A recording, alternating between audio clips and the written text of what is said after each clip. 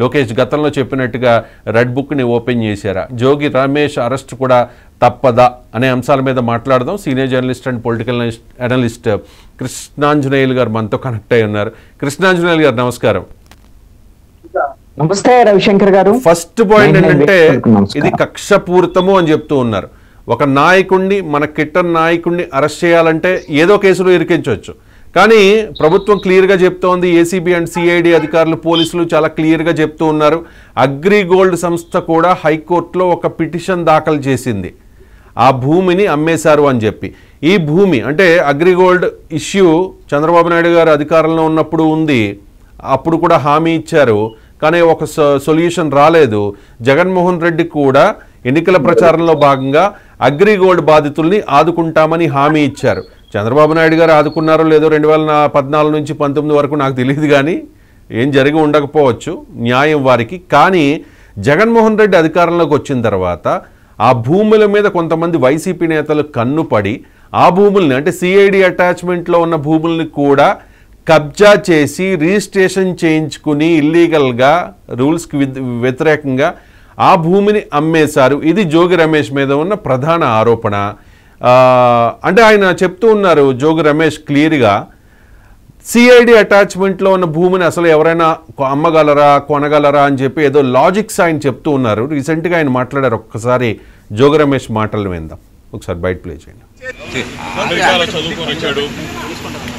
MA చేశాడు, డిలైట్లో job చేసి వచ్చాడు. అసలు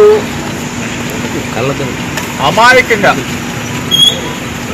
ఎటువంటి తప్పు చేయనటువంటి మా కుటుంబాన్ని, నా మీద కక్ష ఉంటే ఉండొచ్చు చంద్రబాబు నాయుడు గారికి, నా మీద కక్ష ఉంటే ఉండొచ్చు లోకేష్కి. ఎగిరిగోల్డ్ ఏంటి బాబు, ఎగిరిగోల్డ్ ఆస్తులు ఆల్రెడీ అటాచ్మెంట్లో ఉన్నాయి. మొట్టమొదటిసారిగా నేను మీడియా ముందు మాట్లాడుతూ ఉన్నా.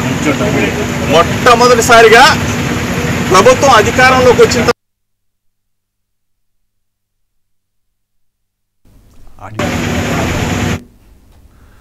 Right, I'm sorry. సో అది మీకు వినబడే ఉంటుంది అనుకుంటా కృష్ణాంజనేయులు గారు. ఆయన చెప్తూ ఉన్నారు ఇది కక్షపూరితం అని చెప్పి. ఫస్ట్ పాయింట్, సిఐడి అటాచ్మెంట్లో ఉన్న భూమిని కొనొచ్చా, అమ్మొచ్చా, ఏం చెప్తారు? ఇక్కడ కీలకమైనటువంటి అంశం మీరు ప్రస్తావన చేసినటువంటి అంశాల దగ్గర నుంచి మొదలు పెడితే, ఇది రెడ్ బుక్ కక్ష సాధింపు ఇంకొకటో అనుకుంటే, ఇది జోగి రమేష్ మీద కేసు లేదు, జోగి రమేష్ ను అరెస్ట్ చేయలేదు. జోగి రమేష్ కోసం ఆయన మీద కక్ష పెట్టుకుని వాళ్ళ కుమారుడు రాజీవ్ని అరెస్ట్ చేశారు అని అనుకుందాం. ఉంటాయి రాజీవ్ మీద నమోదైనటువంటి కేసుకు సంబంధించినటువంటి విషయంలో అగ్రిగోల్డ్ సంబంధించినట్టు భూములకు సంబంధించినటువంటి కేసు. ఒకవేళ రెడ్ బుక్ ఇంప్లిమెంట్ చేసి జోగి రమేష్ ని గన కక్ష సాధింపుగా అరెస్ట్ చేయాలనుకుంటే, చంద్రబాబు నాయుడు ఇంటి మీనక దాడికి వెళ్ళినటువంటి కేసుకు సంబంధించినటువంటి విషయంలో ఆల్రెడీ జోగి రమేష్ నిందితుడు. ఆ కేసులో జోగి రమేష్ హైకోర్టును ఆశ్రయించాడు. జూలై 11వ తేదీన హైకోర్టు ఆయనకి ఉపశమనం ఇచ్చింది, ఆయన తాత్కాలిక అరెస్ట్ చేయొద్దు అనేటువంటి దాని మీద. అందుకని ఆ కేసులో అరెస్ట్ అయితే జరగలేదు. అయితే ఇప్పుడు ఈ కేసులో నిందితుడు కాదు జోగి రమేష్, జోగి రాజీవ్ నిందితుడు. అయితే ఇప్పుడు జోగి రమేష్ చెప్తున్నటువంటి మాటలు కానీ, లేకపోతే మీరు అడిగినటువంటి క్వశ్చన్ కానీ, నిజంగా సిఐడి కేసులో ఉండి సిఐడి జప్తు చేసినటువంటి అగ్రిగోల్డ్ భూముల్ని ఎలా కొంటామండి అని అమాయకంగా అడుగుతున్నారు. కానీ ఈ రోజున ఏసీబీ నమోదు చేసినటువంటి కేసులో జోగి రాజీవ్ మీనా, అదే విధంగా జోగి రమేష్ బాబాయ్ వెంకటేశ్వరరావు మీద ఉన్నటువంటి ఆరోపణలు ఏమిటి అని అంటే, వీళ్ళు సిఐడి కేసులో ఉన్నటువంటి అగ్రిగోల్డ్ భూముల మీద కన్నేసి దాని మీద ఒక 120B దీంట్లో ఐపీసీ సెక్షన్ 120B కూడా పెట్టారండి. సెక్షన్స్ ఐపీసీ 420, 409, 467, 471, 120B నేరపూరిత కుట్ర. ఈ నేరపూరిత కుట్ర ఎందుకు నమోదు చేశారు అంటే కారణం ఏంటంటే, వీళ్ళు వాస్తవంగా వేరే సర్వే నెంబర్, ఇది ఎన్టీఆర్ జిల్లా అంబాపురానికి సంబంధించినటువంటి దాంట్లో వాస్తవంగా ఇది అగ్రిగోల్డ్ సంబంధించినటువంటి భూములకు సంబంధించినటువంటి సర్వే నెంబర్ 87లో ఉంటే, అది దాంట్లో వీళ్ళు ఏం చేశారంటే సర్వే నెంబర్ 88లో ఉన్నటువంటి బొమ్మ వెంకట చలమారెడ్డి అనేటువంటి దగ్గర, అతని దగ్గర నుంచి 2001లో మురళీమోహన్ రావు అనే అతను కొన్నట్టుగా, 2014లో మహాలక్ష్మి ప్రాపర్టీస్ అమ్మితే అక్కడ నుంచి దాంట్లో జోగి వెంకటేశ్వరరావు ఏమో 1086 గజాలు, జోగి రాజీవ్ ఏమో 1074 గజాలు వీళ్ళు కొనుక్కున్నట్టుగా డాక్యుమెంట్ సృష్టించారనేది ఆరోపణ. ఏది? సర్వే నెంబర్ 86లో 88లో. కానీ 87లో ఉన్నటువంటి ఈ అగ్రిగోల్డ్ భూములకు సంబంధించినటువంటి ఈ భూముల్ని వాళ్ళు వాటిని చేసుకొని వాటిని వేరే వాళ్ళకు 2023లో అమ్మేశారు. ఇది నేరుగా జప్తులో ఏది సిఐడి జప్తు చేసినటువంటి భూముల్ని వీళ్ళు కొనటానికి లేదు. కానీ దీనికి వేరే సర్వే నెంబర్ నుంచి కొనుక్కున్నటువంటి భూమిని చూపించి ఈ భూముల్ని వాళ్ళు స్వాధీనం చేసుకొని ఈ భూముల్ని వేరే వాళ్ళకి అమ్మారు. దీంట్లో కొంతమంది ఇందాక మీరు పేర్లు ప్రస్తావించారు, ఎంఆర్ఓలు, తహసీల్దార్లు, అధికారుల పాత్ర కూడా ఉంది అనేటువంటిది. ఇది 2022లో ఈ భూములు కొన్నట్టు వీళ్ళు పత్రాలు సృష్టించుకుంటే ఈ సర్వే నెంబర్ తప్పుపడింది అని చెప్పేసి 88 నుంచి 87లోకి సర్వే నెంబర్ లోకి మార్పించుకున్నారు.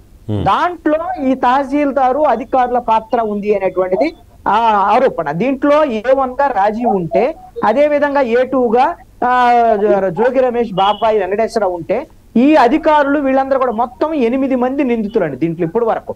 రేపు పొద్దున జోగి రమేష్ వస్తాడా అనేటువంటిది వేరే అంశం. ఈ కేసులో అయితే జోగి రమేష్ లేడు. కాబట్టి ఇది వీళ్ళు దురుద్దేశపూర్వకంగా ముందే ఈ అగ్రిగోల్డ్ భూముల్ని స్వాహా చేయాలనేటువంటి లక్ష్యంతో తప్పుడు పత్రాలను వేరే సర్వే నెంబర్ తో సృష్టించుకొని వీటిని స్వాధీనం చేసుకొని ఇది అధికారం ఉంది కాబట్టి ఈ అధికారాన్ని అడ్డం పెట్టుకొని ఈ అగ్రిగోల్డ్ భూముల్ని స్వాహా చేశారు అనేటువంటిది ఏసీబీ ఎఫ్ఐఆర్ నమోదు చేసినటువంటి దానికి సంబంధించినటువంటి ఇప్పుడు వరకు ఉన్నటువంటి ఆరోపణలు.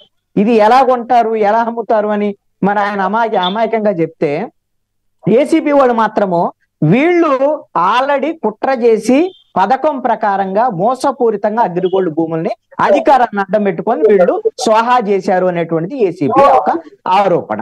కాబట్టి ఈ రోజున రాజీవ్ని అదుపులోకి తీసుకున్నారు కాబట్టి దాని మీద పూర్తి ఆధారాలు, కొన్ని డాక్యుమెంట్స్ కూడా స్వాధీనం చేసుకున్నారు కాబట్టి కోర్టులో హాజరుపరిస్తే ఆధారాలు ఇప్పుడు ఈ రోజున విచారణకు అనుగుణంగా వాళ్ళ దగ్గర ఉన్న ఆధారాలు ఏంటి అనే దాని మీద ఏసీబీ కోర్టులో హాజరుపరిస్తే రాజీవ్కు బహుశా నాకు తెలిసి రిమాండ్ అవకాశం ఉంది. ఇది ఆర్థిక పరమైనటువంటి వ్యవహారం, దీంట్లో నేరపూరితమైనటువంటి కుట్ర కోణం కూడా ఉంది అనేటువంటిది కనపడుతుంది కాబట్టి రిమాండ్ ఇచ్చేదానికి అవకాశం ఉండొచ్చు. బహుశా ఈ కేసులో మరి జోగి రమేష్ అనేటువంటి కాదనేటువంటిది చూడాలి. ఈ కేసులో అయితే ఈ కేసులో ఆయన పేరు ఇంక్లూడ్ చేయలేదు నాకున్న సమాచారం మేరకు. A1 నుంచి A9 వరకు నేను ఆల్రెడీ చదివాను. సో జోగి రమేష్ని అరెస్ట్ చేయాలంటే మీరు చెప్తున్నట్టుగా ఆల్రెడీ చంద్రబాబు నాయుడు ఉండవల్లి నివాసం మీద దాడికి వెళ్ళిన కేసు కూడా ఉంది కాబట్టి దానిలో ఏదైనా అరెస్ట్ ఉంటుందేమో చూడాలి. ఒక్కసారి మా ఏపీ బ్యూరో చీఫ్ రాఘవేంద్ర మనతో కనెక్ట్ అయ్యారు. రాఘవేంద్ర, ఏంటి అప్డేట్స్ ఈ కేసులో? రాజీవ్ని అయితే అరెస్ట్ చేశారు. రాజీవ్ అరెస్ట్ని ఎవరు కూడా ఊహించలేదు. జోగి రమేష్ మాత్రమే అరెస్ట్ అవుతారు ఈ కేసులో అని చెప్పేసి అందరూ ఎక్స్పెక్ట్ చేశారు, కొంతమంది ఆశించారు కూడా అక్కడ టీడీపీ నాయకులు. బట్ జోగి రమేష్ అరెస్ట్ అవ్వలేదు, రాజీవ్ అరెస్ట్ అయ్యారు. ఈయన నేను లీగల్గా తేల్చుకుంటాను అని చెప్పి జోగి రమేష్ చెప్తూ ఉన్నారు. ఇది కక్షపూరితం అనేది ఆయన ఆరోపణ. సో ఏంటి ఈ కేసులో ఉన్న అప్డేట్స్ ఏంటి? మనకున్న సమాచారం మేరకు గొల్లపూడిలోని ఏసీబీ కార్యాలయానికి జోగి రాజీవ్ని తీసుకెళ్లారు. నెక్స్ట్ ప్రొసీజర్ ఏంటి? ఏం జరిగే అవకాశం ఉంది? కోర్టులో ప్రొడ్యూస్ చేస్తే నెక్స్ట్ ఏంటి ప్రొసీజర్? రాఘవేంద్ర.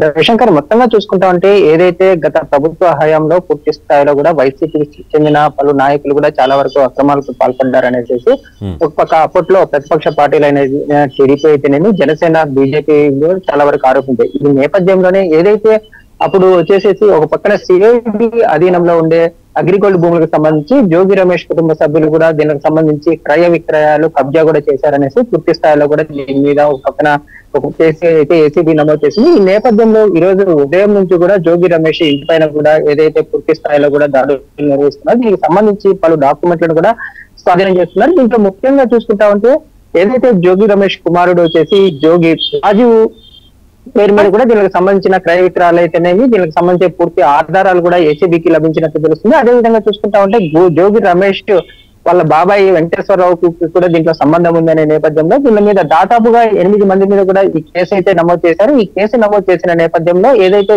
జోగి రమేష్ ఇంటికి సంబంధించి ఇంట్లో ఈ పలు కీలక డాక్యుమెంట్ కూడా దీనికి సంబంధించి పూర్తి స్థాయిలో కూడా ఏసీబీ అధికారులు అయితే స్వాధీనం చేసుకున్నారు. ఈ నేపథ్యంలోనే ఇప్పటికైతే జోగి రాజుని అదుపులో తీసుకున్నారు అనేసి కూడా పూర్తి స్థాయిలో చెప్తున్నారు. ఈ జోగి రాజుని కూడా ఒక పక్కన ఏసీబీ కోర్టులో అయితే ప్రవేశపెట్టే అవకాశాలు కూడా కనిపిస్తున్నాయి. ముఖ్యంగా చూసుకుంటా ఉంటే ఏదైతే పూర్తి స్థాయిలో ఆర్థిక లావాదేవీలు, అదే విధంగా చూసుకుంటా ఉంటే ఒక పక్కన వచ్చేసి సిఐడి నమోదు చేసిన కేసుకు సంబంధించి భూములు కూడా సిఐడి అధీనంలో ఉన్న నేపథ్యంలో దీనిని కబ్జా చేయటం అయితేనేమి, క్రయ విక్రయాలు చేయటము పూర్తి స్థాయిలో కూడా నేర కుట్రపూరితంగా ఉన్న నేపథ్యంలోనే వీటన్నిటి మీద కూడా ఏదైతే ఈ కేసుకు సంబంధించి పూర్తి స్థాయిలో కూడా దాదాపుగా అంటే అప్పుడు అధికారంలో ఉన్న సమయంలోనే అధికారాన్ని అడ్డు పెట్టుకుని మంత్రి చాలా వరకు అధికారులను కూడా ప్రెజర్ చేసి చేపించారనేసి టీడీపీ నేతలు కూడా చాలా వరకు ఆరోపిస్తున్నారు. ఈ నేపథ్యంలోనే ఎవరైతే అధికారులు అయితేనేమి తర్వాత జోగి రమేష్ కి సంబంధించిన కుటుంబ సభ్యులు కూడా పూర్తి స్థాయిలో వీరిని కూడా అరెస్ట్ చేసే పరిస్థితి. ప్రస్తుతం అయితే జోగి రమేష్ ఇంట్లో పలు డాక్యుమెంట్లు కూడా స్వాధీనం చేసుకున్నారు. ఈ నేపథ్యంలో జోగి రాజుని కూడా ఒక పక్కన ఏసీబీ కోర్టులో ప్రవేశపెట్టిన తర్వాత కోర్టు కూడా రిమాండ్ ఇచ్చే అవకాశాలు కూడా ఎక్కువగా ఉన్నాయనేసి ఒక పక్కన న్యాయ నిపుణులు కూడా చెప్తా ఉన్న పరిస్థితి అయితే కనిపిస్తా ఉంది. Right Raghavendra, thank you so much for the updates. మరింత తాజా సమాచారం కోసం మిమ్మల్ని మళ్ళీ కనెక్ట్ అవుతాం, మళ్ళీ కాంటాక్ట్ చేస్తాం.